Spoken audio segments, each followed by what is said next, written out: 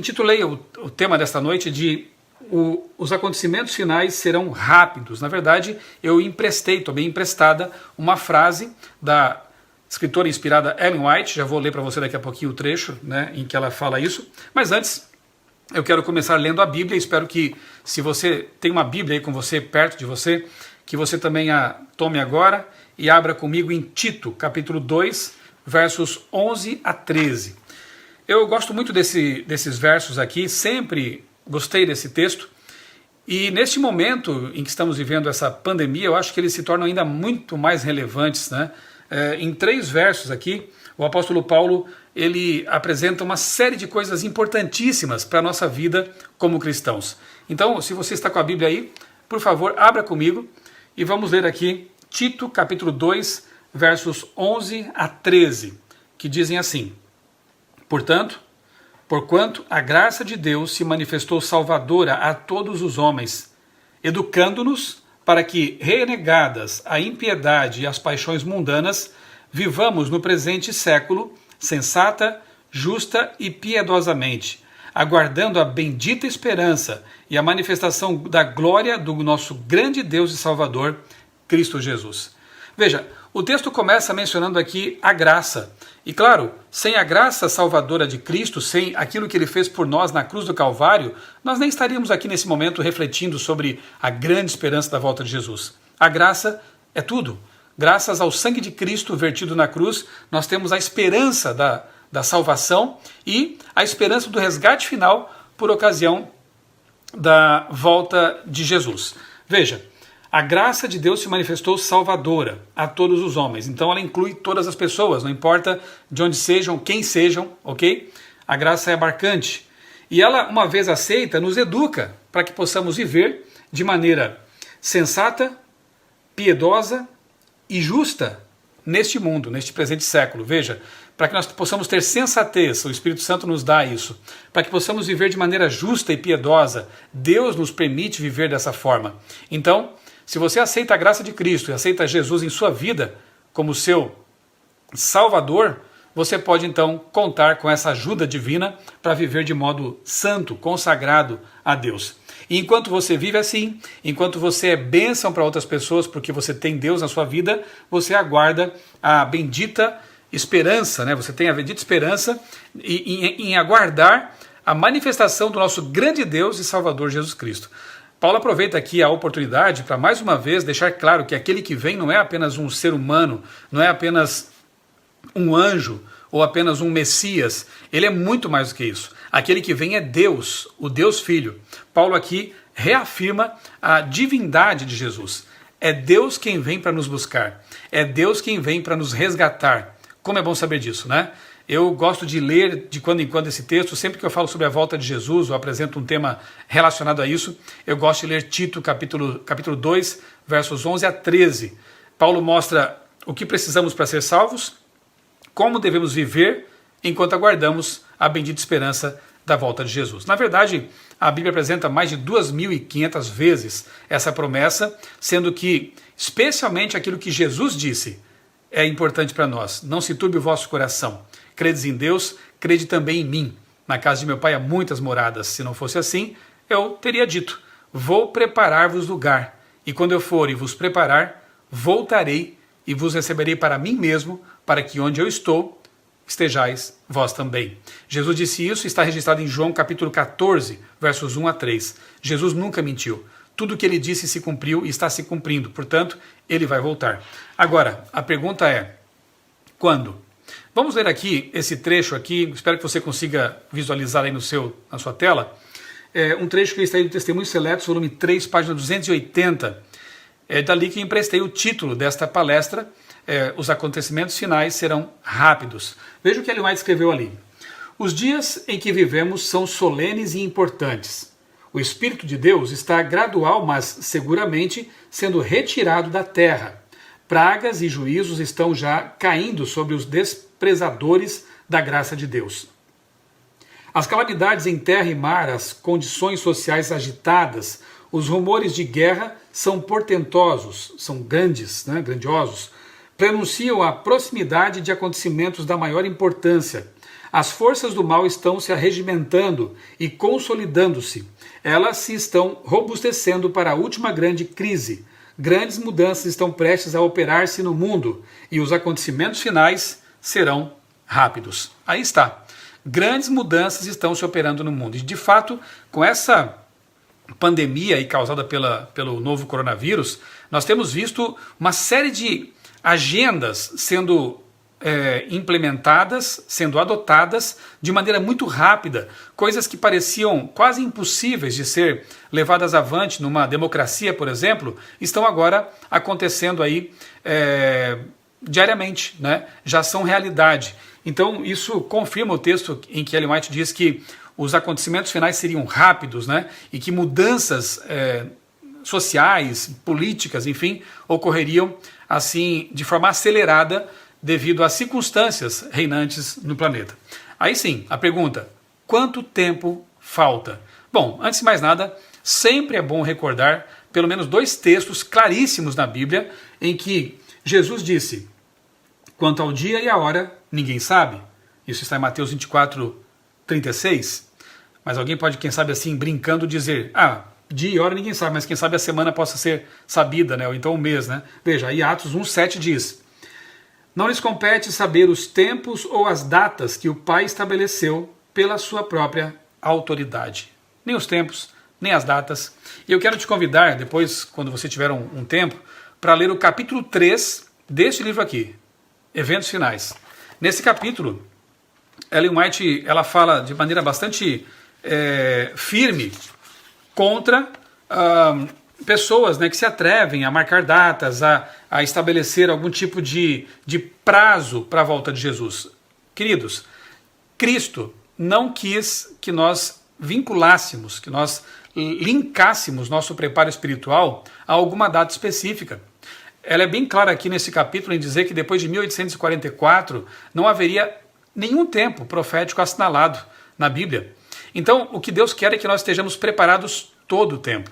O que Deus quer é que nós estejamos preparados a cada instante, porque, bem, primeiro porque a vida é frágil, a nossa vida é frágil, e segundo porque, como acabamos de ver, as coisas podem mudar rapidamente do dia para a noite. Então, o preparo é constante, o preparo é diário. Se você viver à luz desses versos de Tito, que eu li logo no começo, de você viver sob a graça de Deus, de maneira justa, sensata, correta, buscando a comunhão com Deus diariamente, você estará preparado. Aconteça quando acontecer, seja quando for a volta de Jesus, tá bem? Leia, por favor, em algum momento, o capítulo 3 de Eventos Finais e você perceberá como é sério esse assunto de nós não vincularmos nosso preparo a alguma data, alguma marcação, né, de época para a volta de Jesus. Então, o que fazer enquanto aguardamos? Basta ler Mateus 24, verso 14. Você conhece bem esse texto, né? Na verdade, é praticamente o último sinal bíblico que resta ocorrer para que Jesus volte. E este evangelho do reino será pregado em todo o mundo, para que então todos saibam que Cristo está voltando, e então virá o fim. Então virá o fim. Então o que temos que fazer enquanto aguardamos a volta de Jesus? Pregar, pregar e pregar. Usar todos os recursos que tivermos à mão, ainda que seja só a nossa voz, mas falar da volta de Jesus. Contar para os outros essa grande esperança.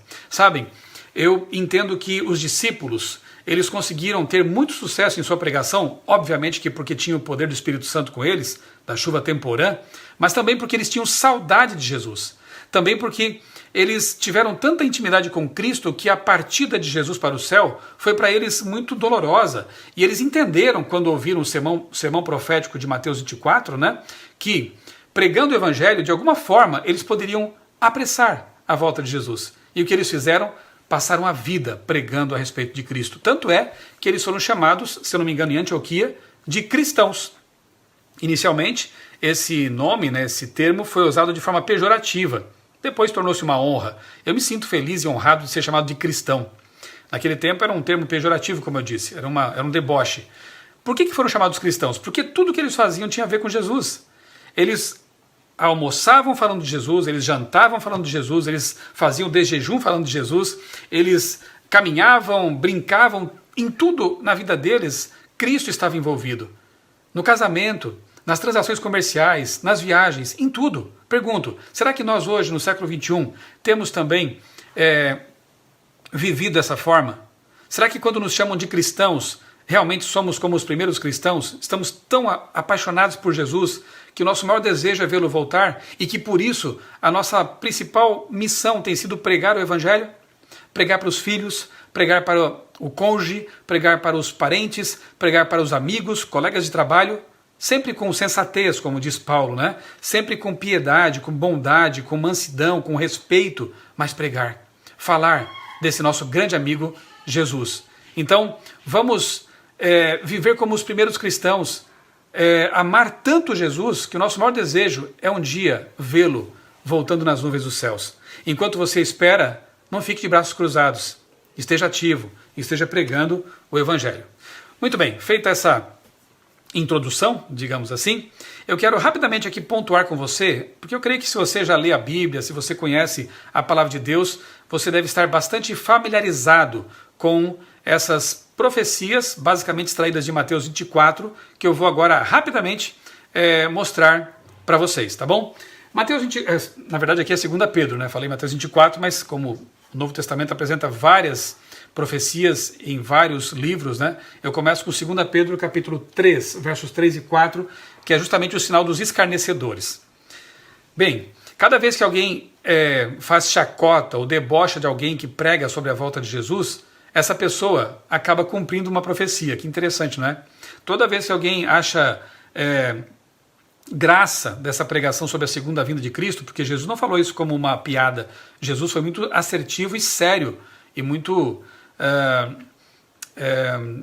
bem, ele não estava brincando, resumindo, né, quando falou que ia voltar. Quando alguém debocha disso, quando alguém ri dessa promessa, está na verdade rindo daquilo que Jesus disse. Então esses escarnecedores acabam de alguma forma cumprindo também uma profecia bíblica. Outra profecia tem que ver com as guerras, né? Isso sim agora em Mateus 24, 6 e 7. Bem, alguém pode dizer, guerras sempre houve. Tudo bem, é verdade. Mas as duas piores guerras aconteceram no século passado, século XX. Você conhece a Primeira e a Segunda Guerra Mundial. Milhões de pessoas, segundo alguns cômputos, né, até 20 milhões de pessoas morreram nessas duas guerras sangrentas, né? E a coisa não para. Na verdade, eu vou mostrar para você agora algumas notícias bastante recentes, ocorridas aí nesses últimos dias, como por exemplo esta aqui. China é alertada para risco de confronto militar com os Estados Unidos. Porque o coronavírus tem ocupado tantos noticiários, a gente quase não ouve falar dessas notícias que estão também aí preocupando muita gente. Uma delas é um possível confronto aí entre China e Estados Unidos e também Rússia. Você verá aqui noutra notícia. Ó. Navios da Marinha Americana estão operando no mar de Barents, lá da Rússia. E pela primeira vez desde 1980. Eu me lembro bem do tempo da Guerra Fria, 1980 até 90 ali, 92, né? Eu me lembro muito bem desse período de instabilidade, de medo. A minha geração, ela viveu a sua infância, adolescência, pré-adolescência, marcada pelo medo de que o mundo fosse destruído por uma guerra nuclear. E, gente, o coronavírus não é a única preocupação no momento, não, viu? Essa preocupação da Guerra Fria parece que está voltando, olha só. Parece uma reedição do que a gente viveu lá nos anos 80. Rússia ameaça Estados Unidos com ataque nuclear por causa de nova arma de Trump. Notícia de poucos dias atrás. Então está havendo uma movimentação aí militar, né, nos bastidores. Talvez poucos estejam atentos a isso, porque estão mais preocupados nesse momento com a saúde, e óbvio que isso preocupa, né? Mas rumores de guerra, como diz Mateus 24, estão acontecendo exatamente neste momento. E guerras neste tempo têm potencial tremendamente devastador, né? Há bombas, há armas atômicas envolvidas aí. Claro que, profeticamente, não acontecerá uma guerra de dimensões mundiais com armamento atômico antes que os ventos sejam soltos lá pelos anjos do Apocalipse. Se você não entende bem esse assunto que eu estou falando, quero te fazer um convite. Quarta-feira que vem, eu começarei aqui com 3 amigos teólogos uma série sobre o Apocalipse. Toda quarta-feira às 19h30 nós vamos transmitir em 4 canais no YouTube. Eu vou depois postar aqui em minhas redes sociais um cartaz com o tema direitinho, para que você possa então acompanhar essa série que terá 6 partes, 6 lives feitas em 6 semanas aí diferentes, tá bom? Sucessivas. Eu quero que você Se sinta convidado e convide pessoas também para acompanhar essa série que começa na semana que vem, na quarta-feira que vem, tá bom? Temos muita coisa importante para estudar em Apocalipse e eu creio que seja um momento muito oportuno para a gente conhecer essa mensagem de esperança contida no livro do Apocalipse. Outro sinal triste demais é o da fome. E não necessariamente porque haja falta de comida no mundo, mas falta de distribuição justa, falta de compaixão. Aliás, é outro sinal, né, que o amor de muitos se esfriaria, como disse Jesus, e de fato é lamentável ver que um percentual tão pequeno da humanidade acumula tanto dinheiro, enquanto a parte absolutamente maior da humanidade vive com poucos recursos e muitos desses na pobreza absoluta. Isso é muito triste e é outro motivo pelo qual nós devemos ansiar que Jesus volte logo. Não é justo, não é concebível que pessoas estejam nesse momento passando fome, quando tem tanta gente realmente com fartura, né, neste mundo injusto, nesse mundo desigual, nesse mundo de tristezas. Os últimos 100 anos testemunharam as quatro maiores fomes da história. Aqui tem as datas, né, na Rússia, na China, Bangladesh. Estima-se que também 20 milhões de pessoas tenham morrido de fome no século passado e continuam sofrendo com essa mazela neste momento. E nós não sabemos realmente qual vai ser a extensão desse flagelo quando terminada aí a pandemia, né, porque realmente haverá uma crise financeira muito terrível, né, profunda, e, claro, sempre quem está na ponta ali é que sofre mais com essas coisas, com desemprego, com falta de recursos. Nós temos que, como igreja, eu tenho dito isso, né, nos preocupar também com essas pessoas que estão precisando muito da ajuda dos cristãos. Outro sinal que nós podemos mencionar aqui, também extraído de Mateus 24, é justamente o sinal da pestilência, né? Aqui eu levantei dados a respeito da pandemia lá da gripe espanhola de 1918, né? Estima-se que 21 milhões de pessoas tenham morrido por causa dessa pandemia da gripe espanhola. Não podemos esquecer das superbactérias que estão aí preocupando demais as autoridades, e nesse momento, exatamente agora, estamos atravessando uma pandemia como nunca a nossa geração viu, que levou as pessoas ao confinamento, à quarentena, alguns já estão em lockdown, liberdades estão sendo limitadas, né? Liberdades individuais, isso também tem uma implicação profética, e nós vamos analisar isso naquela série sobre Apocalipse. Enfim, estamos atravessando, e isso é um cumprimento também profético, no sentido de que Jesus disse que haveria pandemias, doenças, pestes se espalhando pelo planeta, na África, nuvens de gafanhotos devastando plantações, vespas gigantes mais comuns na Ásia estão sendo vistas na Europa e agora também nos Estados Unidos. Vespas com até 5 centímetros, o tamanho delas é algo realmente espantoso, terrível, e as coisas estão avançando. Veja, tudo ao mesmo tempo. E como eu disse, nem sempre nós conseguimos acompanhar essas notícias, porque agora a mídia só tem olhos realmente para a Covid-19, né? Olha só o que disse aqui um médico e matemático da USP. Coronavírus pode ser só ensaio de uma próxima grande pandemia. Se essa já está ruim, imagina o que virá depois, né? Outra notícia aqui também que me deixou preocupado, embora eu já saiba que isso também é previsível, isso é esperado, né, infelizmente.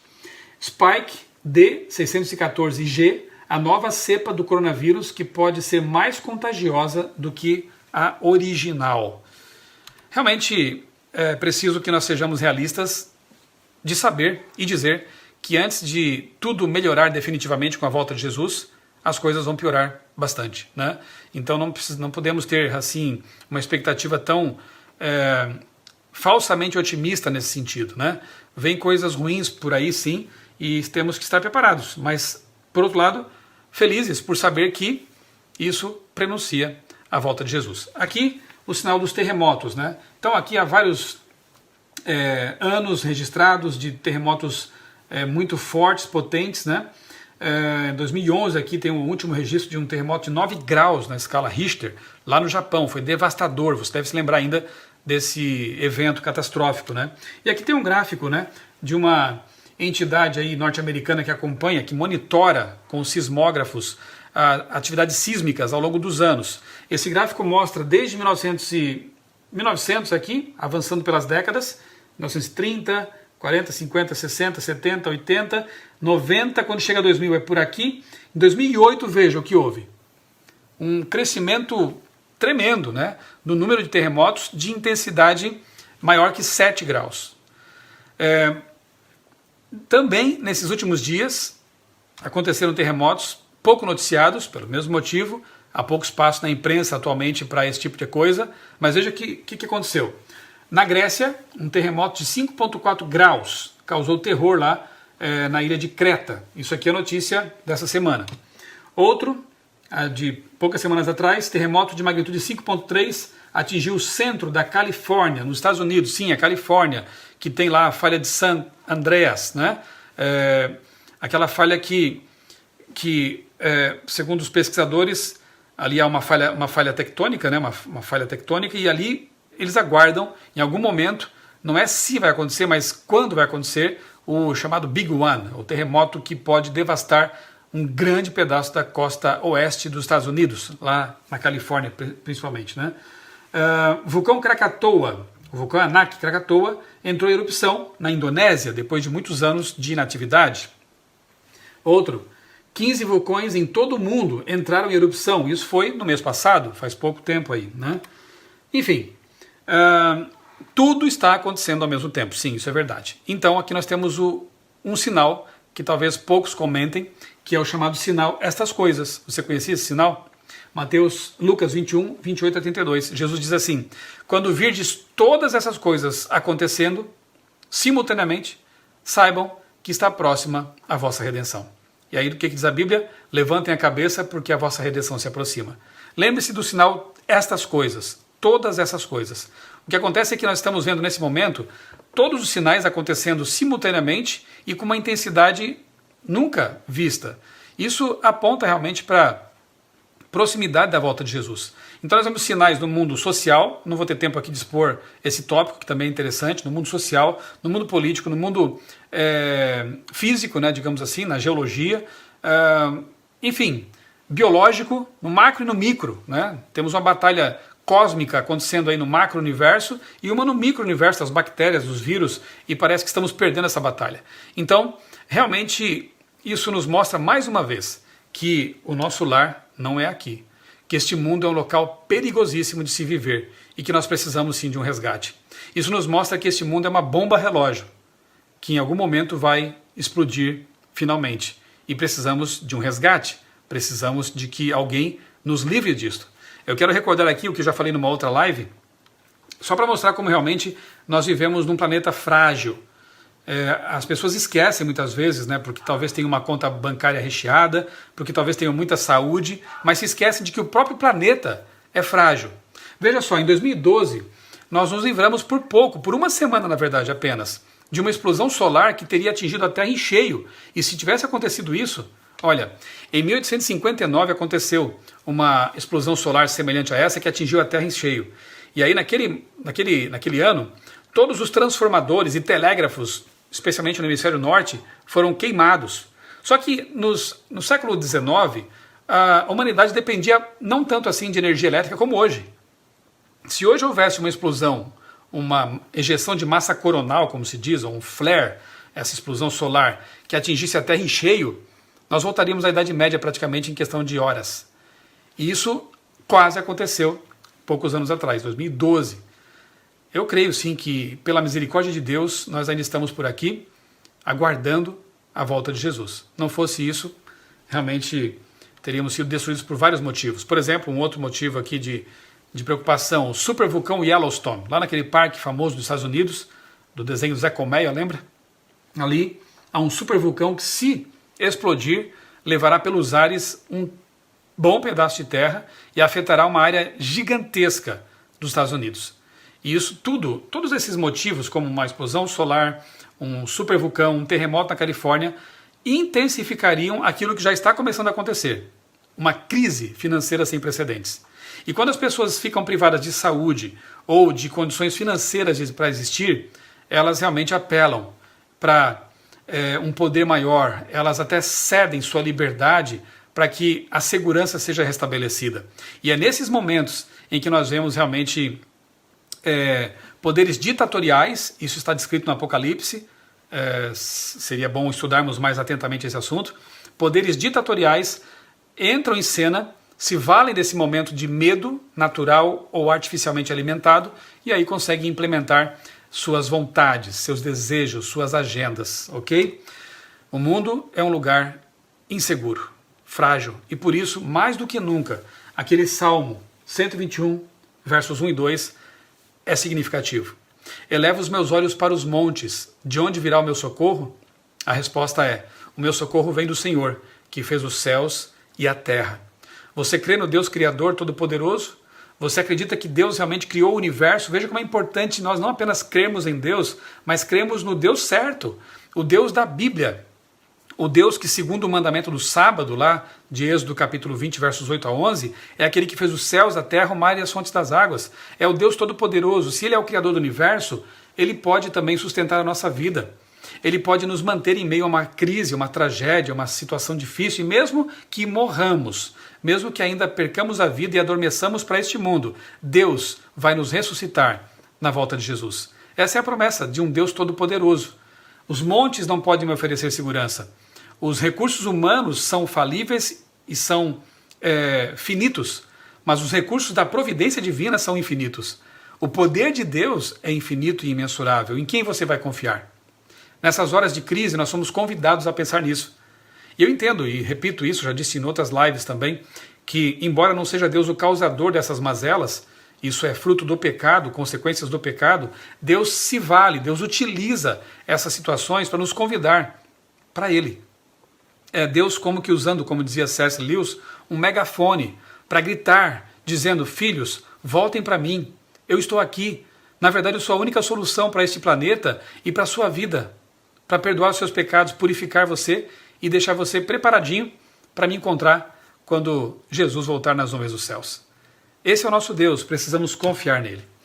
Tem um tópico ainda que eu gostaria de tratar com vocês aqui em poucos minutos, porque ele também está ganhando uma certa projeção nos meios de comunicação. Bem, Ellen White chama de ato culminante do engano. Eu já vou, daqui a pouco, ler com você esse texto. Veja só, tudo bem, até aqui eu falei para pessoas que creem na Bíblia, acreditam em Deus, querem se preparar para a volta de Jesus, e o diabo está tentando de todas as maneiras enganar essas pessoas. Quer seja marcando datas para criar um falso reavivamento, quando as datas passam vem a frustração, o desânimo, alguns abandonam a fé. Quer seja pela indiferença, o diabo leva as pessoas a pensar que não vale a pena perder tempo com isso. Pelo escárnio, como nós vimos aqui em 2 Pedro, né? Uma das profecias que se cumpre quando as pessoas escarnecem. Enfim, pelo fanatismo, pela indiferença, Satanás tenta desviar as pessoas do verdadeiro evangelho. Mas o que dizer então das pessoas que não creem absolutamente em nada, ou pelo menos nada que diga respeito à Bíblia, à religião e à volta de Jesus? Satanás é inteligente demais, ele tem um repertório bem grande de enganos. Veja que interessante. Alguns ateus famosos da história, como Carl Sagan, Stephen Hawking e outros, acreditavam piamente, eu diria assim, que um dia a humanidade faria contato com extraterrestres, com alguma raça superior, alguma raça alienígena. Pense que momento apropriado para que supostos extraterrestres viessem aqui nos ajudar a sair do atoleiro em que nos metemos. Ano passado, dizem aí os estudiosos do espiritismo, que se cumpriu uma profecia, digamos assim, de Chico Xavier, em que ele dizia que a partir de 2019, em algum momento, chegaríamos à data limite e a humanidade faria contato com espíritos, não deste mundo. E aí você vê uma convergência entre espiritualismo e ufologia. As coisas começam agora a convergir. E eu entendo por que, na verdade, isso acontece. Porque a mente por trás de todas essas ideias é a mesma. Então, é para ele muito fácil agora causar essa convergência. Carl Sagan escreveu um livro chamado Contato, em que ele conta, numa ficção científica, né, como seria então o primeiro contato com raças alienígenas. Um cientista respeitado, um astrônomo, acreditava nisso. E Stephen Hawking gastou até dinheiro do próprio bolso para financiar projetos de tentativas aí de rastreamento de sinal de vida inteligente fora da Terra. Stephen Hawking, aquele grande físico britânico, estudioso de buracos negros e outras questões aí avançadas da física, né? Teoria das cordas. Eu tenho aqui alguns livros dele muito interessantes. O clássico, né, mais conhecido, Uma Breve História do Tempo. Stephen Hawking não acreditava em Deus, mas acreditava em extraterrestres. Acreditava que um dia a humanidade fará contato com esses seres. Muito bem, não são só eles. Na verdade, grandes setores da mídia e mesmo aquela que diz ser científica, como, por exemplo, revistas de divulgação científica popular, como é o caso da revista Galileu, trazem matérias como esta, veja só. A sua religião está pronta para lidar com os alienígenas? Eles nem mais colocam, assim, uma dúvida, né? Tipo, a sua religião estaria preparada? Não, eles já assumem como fato. Nós vamos fazer contato com alienígenas. E como ficará a sua religião? Você continuará crendo em Deus, sabendo que há outros mundos, supostamente falando aqui, né? Vejam que eles assumem isso como um fato já. Os cientistas, a mídia dita científica, né? O Vaticano também, olha que interessante. O Vaticano, lá em Roma, mantém um observatório astronômico respeitado. E tem ali padres astrônomos, como é o caso aqui deste senhor, o José Gabriel Funes. Ele foi diretor desse observatório por alguns anos e ele dizia que estão ali buscando o irmão extraterrestre. Veja que interessante. Portanto, os astrônomos do Vaticano, eles têm entre suas ambições, seus sonhos, fazer contato um dia com o irmão extraterrestre. O atual diretor desse observatório, Guy Consolmagno, também é um padre e é astrônomo. Ele escreveu um livro em que ele fala assim, ó, você batizaria um extraterrestre? E o Guy diz assim que ele teria o maior prazer, ele falou isso numa entrevista, ele teria o maior prazer em batizar um ET. Mas talvez, ele diz, nós devêssemos ser batizados por eles e devêssemos aprender com eles. Gente, isso é bastante perigoso, né? Porque quando eu leio esse tipo de coisa, eu me lembro de Gálatas, em que Paulo diz assim, mesmo que um anjo do céu venha e vos ensine um evangelho diferente do que nós nos ensinamos, seja considerado anátema. Sabe o que é anátema? Maldito. Portanto, mesmo que viesse um anjo aqui, mas ensinasse algo diferente do que está na Bíblia, uma mensagem contrária ao evangelho, nós não temos que dar ouvidos. Agora imagine se vier um suposto ET, eu vou aqui abrir o jogo, não são ETs coisa nenhuma, são anjos caídos, são demônios que se fazem passar por extraterrestres. Na verdade, nós vemos aqui, repito, uma confluência, né, entre espiritualismo e ufologia. Aqui duas capas da revista UFO, uma das revistas mais conhecidas aí no que diz respeito a essa questão da ufologia, apresentando aqui Chico Xavier, uma ponte entre ufologia e espiritismo, e aqui a abdução da alma. Agora eles já falam também em alma, em espírito desencarnado, quer dizer, a mesma linguagem na ufologia e no espiritismo. Sabe, lá nos anos 80, esse senhor Roger Murnau, um ex-satanista, já falava sobre isso. Eu quero recomendar para você um livro da Casa Publicadora Brasileira, que é o Viagem ao Sobrenatural. Se você não leu ainda, vale muito a pena a leitura. O autor é Roger Murnau, repito, um ex-satanista que conheceu lá os meandros, né, desse mundo e depois trouxe algumas revelações muito interessantes nesse livro aqui. Roger Murnau já falava que a ufologia está entre uma das artimanhas satânicas para enganar as pessoas e predispô-las a aceitar o que Ellen White chama de o ato culminante do engano. Veja que interessante. Hollywood tem dado grande contribuição para esse tipo de mentalidade, de preparação do terreno, ao apresentar, em décadas recentes para cá, vários filmes, várias produções que trazem ali ETs. Alguns são malvados, alguns vêm para destruir, mas vários deles vêm para ajudar, como é o Superman, por exemplo, um kryptoniano, como o pessoal lá de Star Wars, como o recente filme A Chegada, e por aí vai, né? Séries e tudo mais.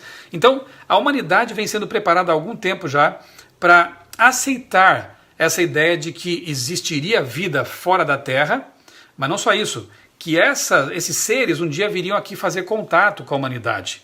Não é o que a Bíblia ensina, não é o que aprendemos por meio da revelação. Esse contato só vai acontecer após a volta de Jesus, com seres perfeitos, seres que não caíram em pecado, nada a ver com esses verdes de anteninha na cabeça, né?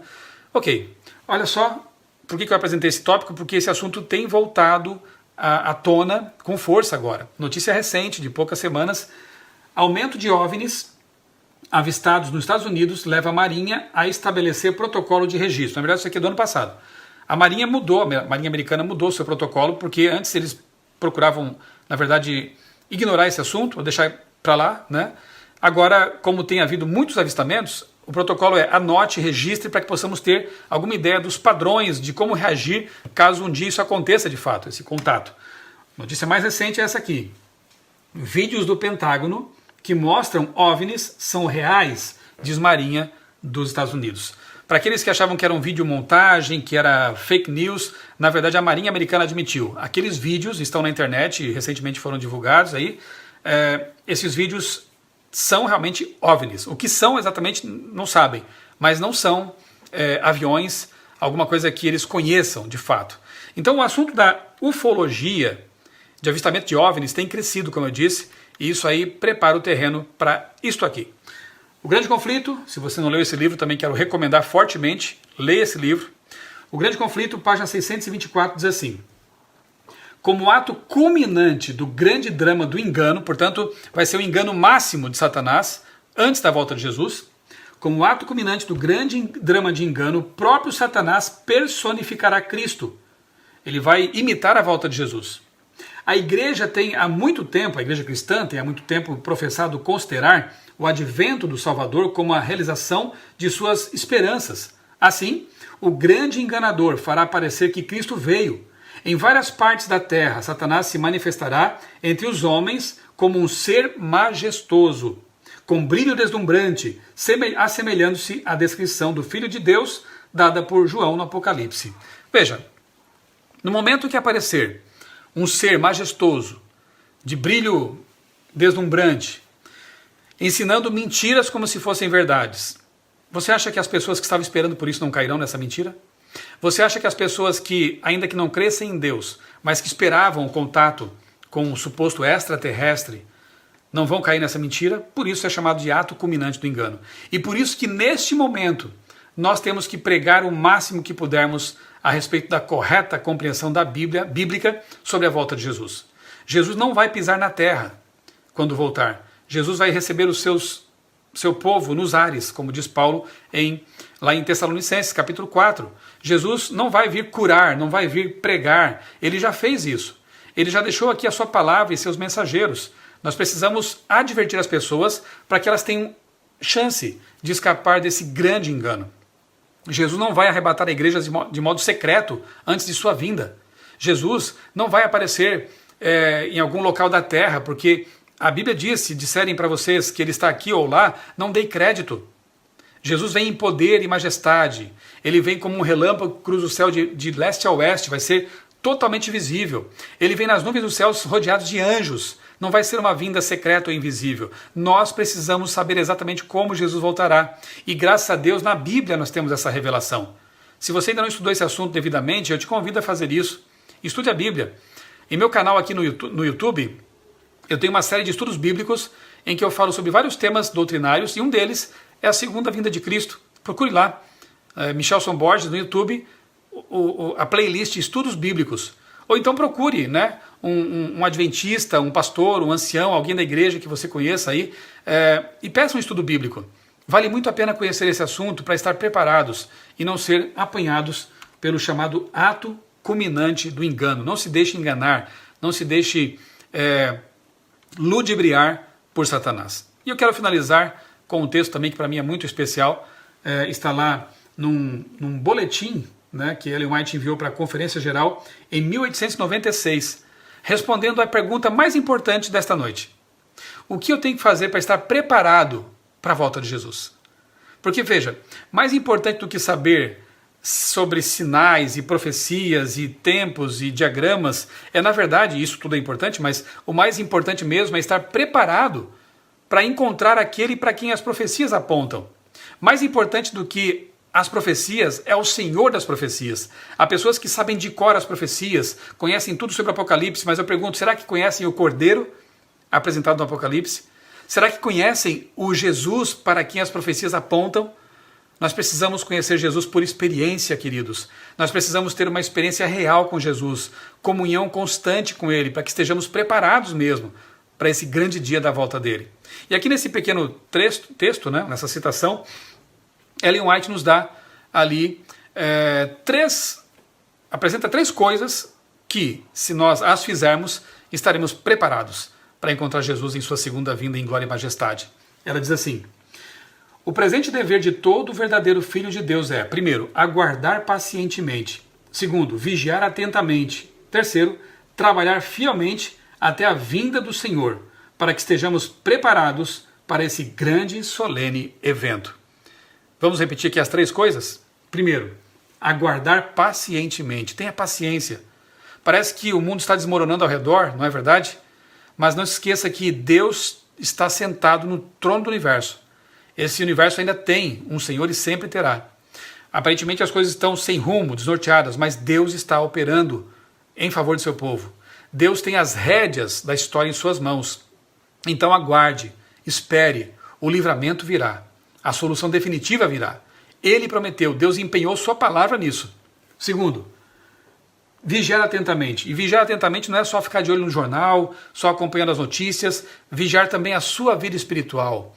Eu costumo dizer que é uma dupla vigilância. Você vigia o mundo que te rodeia, acompanha sim os sinais, mas não se esqueça de vigiar o seu coração, a sua mente, seus pensamentos. Como está você neste momento diante de Deus? Se Jesus viesse amanhã, você estaria preparado para ir para o céu com Ele? Essa pergunta tem que ser feita constantemente para nós mesmos. Será que eu estou preparado? O que eu preciso fazer? O que eu preciso mudar em minha vida? Mude agora. Comece agora. Tome a decisão firme agora de abandonar, quem sabe, esse pecado acariciado que está afastando você de Deus, esse mau comportamento, esse mau hábito que está mantendo você longe do Senhor Jesus. Que tal abandonar isso nesse momento? Que tal correr agora para os braços de Jesus pedindo: Senhor, me dá forças para que eu possa ser um vencedor, para que eu possa viver para sempre contigo. Se esse é o seu desejo, você deseja acima de tudo isso, eu tenho certeza que você vai ser um vencedor. Você vai contar com o poder de Deus para vencer tudo que tem que ser vencido em sua vida, tá bem? E a terceira dica, digamos assim, é: trabalhe fielmente até a vinda do Senhor. Olha aí, Mateus 24:14 de novo. Nós não podemos deixar de enfatizar essa profecia. E será pregado esse evangelho do reino. E a pregação do evangelho tem que ser feita por nós. Você tem que se dispor a trabalhar para Deus. Você precisa trabalhar fielmente, até porque, trabalhando para Deus, você não perceberá o tempo passar. Deus poderia ter comissionado os anjos para pregar o evangelho. Em alguns lugares, até quando é impossível que seres humanos o façam, creio que Deus tem feito isso por meio de anjos, de sonhos. Louvado seja Deus por isso. Mas Ele prefere contar conosco. Porque seres humanos salvos sabem do que seres humanos perdidos precisam. Seres humanos que já foram machucados pela doença chamada pecado têm anticorpos para poder oferecer para aqueles que não têm. Seres humanos que foram machucados pelo vírus do pecado conhecem o caminho da cura e podem levar isso a outras pessoas. Então Deus conta com você. Deus espera que você apresente aos outros o evangelho da salvação, o evangelho da volta de Jesus, essas promessas maravilhosas contidas na palavra de Deus. Tome tempo, aproveite, quem sabe, esses momentos de pausa para se familiarizar com a palavra de Deus, com a Bíblia Sagrada. E uma vez que você conheça essa mensagem, apresente-a a outras pessoas. Se você tem vergonha de falar, peça a Deus coragem. Eu tenho certeza que Ele vai lhe conceder coragem. Uma oração que eu sempre faço a Deus é a seguinte: Senhor, coloca no meu caminho hoje alguém para quem eu possa falar de Ti. Coloca no meu caminho hoje, em uma viagem, em uma ida à mecânica, ao supermercado, coloca alguém em meu caminho para quem eu possa, no mínimo, dar um livro missionário. E sabe que Deus sempre tem atendido essa minha oração. Deus sempre tem me dado oportunidades de falar do amor dEle, das promessas contidas na Bíblia, e isso me alegra muito. Na verdade, quando a gente prega o Evangelho, a gente beneficia outras pessoas, mas se beneficia tremendamente também, porque a gente reafirma a nossa fé, e ao ver pessoas sendo transformadas pelo poder de Deus, isso realmente é maravilhoso. Se envolva. Aguarde pacientemente, não é hora de pensar em sair da igreja, meu irmão. Não é hora de pensar em abandonar os caminhos de Deus, faltando tão pouco. Os acontecimentos finais serão rápidos. Você percebeu quão rapidamente muitas coisas mudaram em pouco tempo, por causa de uma pandemia apenas? Imagine agora com as coisas que virão, com crises sucessivas, com guerras, com outras coisas mais que estão profetizadas. Quanta mudança haverá! De fato, os acontecimentos finais serão rápidos. Quando nós menos nos dermos conta, se estivermos trabalhando para Jesus, aquela nuvem que rodeia o Salvador, a nuvem de anjos, aparecerá no céu. E a nossa esperança será concretizada. Então aguarde pacientemente, vigie atentamente e trabalhe fielmente para Jesus. Faça algo por Deus. Ainda que seja enviar um áudio, ainda que seja, quem sabe, enviar esse vídeo, ainda que seja mandar uma mensagem de texto, convidando alguém para aceitar Jesus e fazer um estudo bíblico, quem sabe.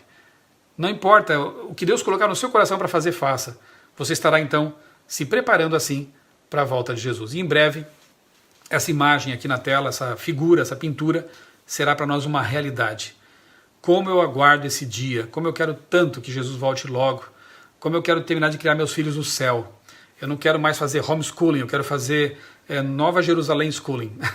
Eu quero realmente que meus filhos, que a minha esposa, que os meus pais, que meus parentes, meus amigos, todos aqueles para quem eu puder falar, estejam todos um dia comigo e com Jesus para sempre no lar celestial. Você aceita esse convite? Você quer fazer parte desse povo que aguarda Jesus? E mais do que isso, você quer se engajar numa missão de levar essa mensagem a outras pessoas? Eu não posso te ver nesse momento, mas Deus pode. Que tal erguer a mão como sinal de sua aceitação, de ser filho de Deus, de ser parte desse exército e de aceitar a salvação em Cristo para se preparar para a volta de Jesus? Louvado seja Deus por sua decisão e eu espero realmente que um dia possamos nos encontrar, se não aqui, em breve, na Nova Jerusalém, redimidos para sempre. Vamos orar? Querido Deus, muito obrigado pelas promessas maravilhosas que encontramos em Tua Palavra. Ó Deus, obrigado porque nesses momentos em que estivemos aqui refletindo sobre Tua Palavra, com certeza decisões foram tomadas. Pessoas decidiram se aproximar de Ti, conhecer mais a Tua Palavra e se preparar para a volta de Jesus.